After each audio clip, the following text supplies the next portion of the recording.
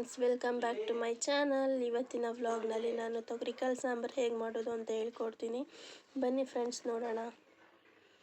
First ಜಾರ್ಗೆ ಅರ್ಧ ಹೋಳು ಕಾಯಿಲಿ ಅರ್ಧ ತೆಂಗಿನಕಾಯಿ ಹಾಕ್ಕೊಂಡು ಮೀಡಿಯಮ್ ಸೈಜಲ್ಲಿ ಇರೋ ಟೊಮೆಟೊನ ಹಾಕ್ಕೊಂಡು 5 ಟೊಮೆಟೊನ ಹಾಕೋಬೇಕು.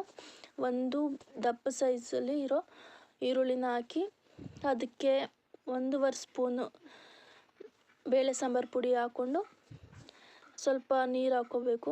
ಹುಣಸೆಹಣ್ಣು ಹಾಕ್ಕೊಬೋದು, ಸ್ವಲ್ಪ ಹುಳಿಗೆ ಹಾಕ್ಕೊಬೋದು, ಇಲ್ಲಾಂದರೆ ಹುಣಸೆಹಣ್ಣನ್ನ ಸ್ಕಿಪ್ ಮಾಡ್ಕೊಬೋದು ಬೇಡ ಅನ್ನೋರು. ಇವಾಗ ಅದಕ್ಕೆ ಸ್ವಲ್ಪ ನೀರು ಹಾಕ್ಕೊಂಡು ಚೆನ್ನಾಗಿ ನುಣ್ಣಗೆ ರುಬ್ಕೋಬೇಕು. ಇವಾಗ ಕುಕ್ಕರಲ್ಲಿ ತೊಗರಿಕಾಳನ್ನ ನಾವು 2 ವಿಸಿಲ್ ಕೂಗಿಸ್ಕೊಂಡಿದ್ದೀವಿ, ಚೆನ್ನಾಗಿ ಬೆಂದಿದೆ.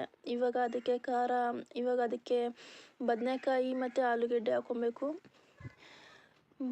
ಆಲೂಗೆಡ್ಡೆ ಇಲ್ಲ, ಸೊ ನಾವು ಬದನೆಕಾಯಿ ಹಾಕ್ಕೊತಾ ಇದ್ದೀವಿ. ಬದನೆಕಾಯಿ ಫುಲ್ಲು ಬೇಯಿಸ್ಕೊಬೇಕು ಚೆನ್ನಾಗಿ.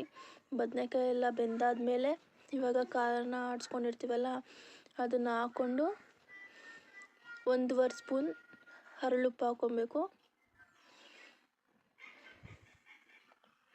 ನೋಡಿ, ಫುಲ್ಲು ನುಣ್ಣಗೆ ರುಬ್ಕೊಬೇಕು ಅದನ್ನು. ಇವಾಗ ಅದಕ್ಕೆ 1.5 ಸ್ಪೂನ್ ಹರಳುಪ್ಪು ಹಾಕ್ಕೊಬೇಕು.